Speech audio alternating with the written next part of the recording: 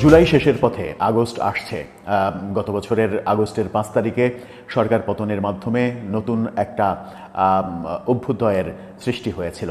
শেখ হাসিনা সরকারকে আমরা পদত্যাগ করে শেখ হাসিনা সহ নেতৃবৃন্দদের বিভিন্ন দেশে, ভারত সহ বিভিন্ন দেশে চলে যেতে দেখেছি। তারপরে 1 বছর পার হয়ে গেল। যখন 25 জুলাই শেষের পথে, তখন একটা আশঙ্কা চতুর্দিকে। সেই আশঙ্কাটা নির্বাচন নিয়ে এবং আগস্ট পরিস্থিতি অন্যরকম পরিস্থিতি হয় কিনা, আগস্টে ভিন্ন রাজনৈতিক অবস্থা তৈরি হয় কিনা, রাজনৈতিক যে পরিবেশ সেই পরিবেশ অস্থির হয়ে পড়ে কিনা, দেশের সার্বিক আইন শৃঙ্খলা পরিস্থিতি আরও বেশি ঘোলাটে হয়ে পড়ে কিনা, সেরকম শঙ্কা জেগেছে। সেরকম শঙ্কা জাগার বহু কারণ রয়েছে। আওয়ামী লীগের তরফ থেকে বিভিন্ন রকমের কথা বলা হচ্ছে। আওয়ামী লীগের সাংগঠনিক সম্পাদক, সাবেক এক মন্ত্রী বেশ শক্ত একটা মন্তব্য করেছেন। এদিকে আগস্টের 5 তারিখে নির্বাচনের তারিখ ঘোষণা করার দাবি উঠেছে। আগস্টের 3 তারিখে জুলাই সনদ ঘোষণার ব্যাপারে আগে থেকেই ঘোষণা দিয়ে রেখেছে এনসিপি। আগস্টকে কেন্দ্র করে নানা রকমের আলোচনা চতুর্দিকে চলছে। এর মাঝে শুধুমাত্র বিএনপিকে কিছুটা চুপ থাকা নীতিতে থাকতে দেখা যাচ্ছে। বিএনপি খুব একটা সরব হচ্ছে না। আবার এনসিপিকে যেভাবে সরকার পৃষ্ঠপোষকতা দিচ্ছে, সেটা নিয়ে তুমুল বিতর্ক তৈরি হয়েছে সাম্প্রতিক সময়ে সর্বশেষ নেত্রকোনার ঘটনায়। সব মিলিয়ে আগস্ট পরিস্থিতি কোন দিকে যাচ্ছে? নির্বাচন কি আদৌ কোনো আলোর মুখ দেখবে? জুলাই ঘোষণাপত্র নিয়ে কি নতুন সংকট তৈরি হবে? সংবিধান স্থগিত করার মতো ঘটনার দিকে দেশ চলে যাবে? কোন পরিস্থিতি তৈরি হতে পারে সেই আলোচনা করবে এই ভিডিও। আগস্ট পরিস্থিতি উত্তপ্ত হতে চলেছে কিনা?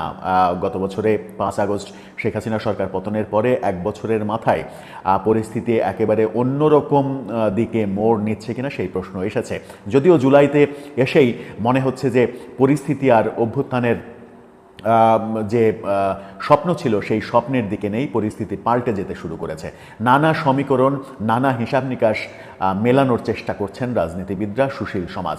এরই মাঝে প্রধান উপদেষ্টার একটি মন্তব্য সাম্প্রতিক সময়ে রাজনীতিবিদদের সঙ্গে মিটিংয়ে এলডিবির মহাসচিব যে কথাটা একটা টক শোতে বলেই ফেলেছেন।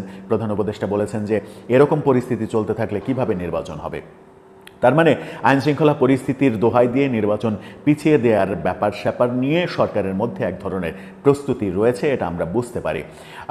এরই মাঝে অনেকগুলো ঘটনা ঘটেছে। অনেকগুলো ঘটনার মধ্যে একটা ঘটনা হচ্ছে যে 5 আগস্টে শেখ হাসিনা সরকার পতনের দিন, 1 বছর পূর্তি যেদিন হচ্ছে, সেদিনই নির্বাচনের তারিখ ঘোষণার দাবি জানানো হয়েছে। জোনায়েদ সাকি সহ বিভিন্ন রাজনীতিবিদ এই দাবিটা জানিয়ে দিয়েছেন। অনেকদিন আগে বিএনপিও এরকম একটা দাবি করেছিল যে আগস্টের মধ্যেই নির্বাচনের তারিখ ঘোষণা করতে হবে। এবার জোনায়েদ সাকি স্পষ্ট করে বললেন 5 আগস্টেই নির্বাচনের তারিখ, নির্বাচনের রোড ম্যাপ ঘোষণা করতে হবে। সেটা কি আদৌ সরকার করবে? আবার 3 আগস্টের 3 তারিখ একটা আলটিমেটাম দিয়ে রেখেছে এনসিপি যে জুলাই ঘোষণাপত্র তার মধ্যে, এই সময়ের মধ্যে যদি সরকার না দেয় তাহলে তারা শহীদ মিনারে থেকে নিজেরাই জুলাই ঘোষণাপত্র দেবে। সেটা নিয়েও নতুন শঙ্কা তৈরি হতে পারে। তারা নিজেরা জুলাই ঘোষণাপত্র দিয়ে সেটা সরকারের উপরে চাপানোর চেষ্টা করবে কিনা যে এটাই আজকে থেকে সংবিধান হবে, মুজিববাদী সংবিধান ছুঁড়ে ফেলতে হবে, দেশ নতুন সংকটের দিকে যাবে কিনা। অনেকে আবার বলেন যে বর্তমান যে সংবিধান সেই সংবিধান স্থগিত করে জুলাই ঘোষণার মাধ্যমে নতুন সংবিধানের পথ চলা শুরু হতে পারে। সেই ক্ষেত্রে রাষ্ট্রপতি শাহাবুদ্দিন চুপ্পুকে সরিয়ে দেওয়ার প্ল্যান থাকতে পারে। সেনাপ্রধানের সঙ্গে সরকারের সম্পর্ক খুব একটা ভালো নয়, আমরা গত মাস পর্যন্ত যেটা দেখেছি। এই মাসে এসে হয়তো কিছুটা অন্যরকম ব্যাপার স্যাপার আমরা দেখছি, বিশেষ করে গোপালগঞ্জের ঘটনার পরে। সেটাও একটা বিতর্কের বিষয়। এই ঘটনাগুলোর মধ্যে যেটা হয়েছে সেটা হচ্ছে যে আওয়ামী লীগের নানামুখী কথাবার্তা শোনা যাচ্ছে, এবং শোনা যাচ্ছে আওয়ামী লীগ আগস্টটাকে কেন্দ্র করে, আগস্ট যেহেতু আওয়ামী লীগের জন্য খুবই গুরুত্বপূর্ণ, একটা ঐতিহাসিক কারণ তো ছিলই। বঙ্গবন্ধুর হত্যাকাণ্ড 15 আগস্ট হয়েছে, ইতিহাসের নির্মমতম ঘটনা, বাংলাদেশের ইতিহাসের নির্মমতম ঘটনা। সেই ঘটনা 15 আগস্ট, যদিও এই সরকার এসে 15 আগস্টে জাতীয় শোক দিবস বাতিল করেছে, তবুও আওয়ামী লীগের জন্য খুবই গুরুত্বপূর্ণ মাস হচ্ছে আগস্ট মাস। আবার 2024 আগস্ট 5 আগস্ট তাদের সরকারের পতন হয়েছে, সেই দিক থেকেও আওয়ামী লীগের ফেলিউরের একটা মাস আগস্ট। আবার ঐতিহাসিকভাবে যদি আরেকটু পেছনে তাকানো যায় তাহলে এই আগস্টের 21শে আগস্ট 2004 তারিখে আওয়ামী লীগের জনসভার উপরে গ্রেনেড হামলার ঘটনা ঘটেছিল, যেটাও ইতিহাসের ন্যাক্কারজনক একটা ঘটনা। সুতরাং সব মিলিয়ে আগস্ট তাদের জন্য খুবই গুরুত্বপূর্ণ। সেই আগস্টটাকে কেন্দ্র করে তারা প্রিপারেশন নিচ্ছে, এরকম কথা, এরকম কানাঘোষা বিভিন্ন দিকে শোনা যাচ্ছে।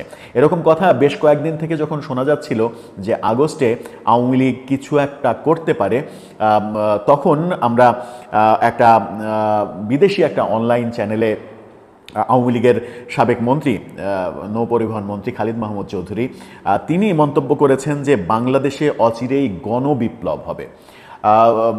গণবিপ্লব মানে জনগণ সবাই মিলে একটা বিপ্লব তৈরি করবে, যেটাকে তিনি গণবিপ্লব হিসেবে আখ্যা দিচ্ছেন। সেই অচিরেইটা যে আলোচনাটা চারিদিকে চলছিল যে আগস্টেই অস্থির পরিবেশ তৈরি হতে পারে, সেই অচিরেই সময়টা কি আগস্ট কিনা সেটা তিনি পরিষ্কার করেননি। এখন এই সব মিলিয়ে একটা শঙ্কা তৈরি হয়েছে যে আগস্টে সব মিলিয়ে রাজনৈতিক পরিস্থিতি, দেশের সার্বিক আইনশৃঙ্খলা পরিস্থিতি নিম্নগামী হয়ে যায় কিনা।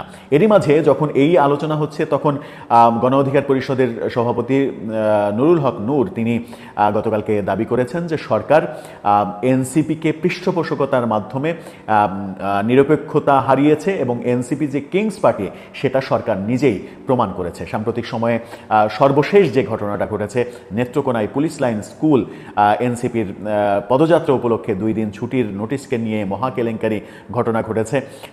সেই পরবর্তীতে আবার সেটা অস্বীকার করা হয়েছে, যদিও সেটা অস্বীকার করার কোনো কারণ নেই। রিউমার স্ক্যানারও জানিয়ে দিয়েছে যে তাদের আগের বিজ্ঞপ্তিটা, ছুটি ঘোষণার বিজ্ঞপ্তিটা সঠিক, পরের প্রতিবাদ সঠিক নয়। এরকম অবস্থায় এনসিপি বিতর্কের মুখে পড়েছে সব থেকে বেশি।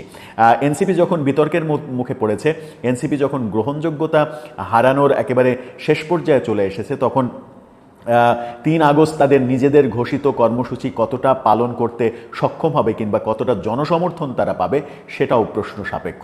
সরকারের নিরপেক্ষতা প্রশ্ন সাপেক্ষ এবং সরকার নির্বাচনের ঘোষণা দেবে কিনা সেটাও প্রশ্ন সাপেক্ষ। এরই মাঝে আইনশৃঙ্খলা পরিস্থিতি এবং আওয়ামী লীগের নানা রকমের কথাবার্তায় উত্তেজনা চতুর্দিকে ছড়াচ্ছে। সব মিলিয়ে আগস্টে কি হতে চলেছে, আবার কি 2024-এর মতো এই 2025-এ এসে আগস্টে আমরা ভিন্ন কোনো পরিবেশ দেখতে চলেছি? কি হবে আগস্টে? দর্শক, আপনার ভাবনায় কি আসে? আপনার মতামত জানিয়ে লিখতে পারেন আমাদের কমেন্ট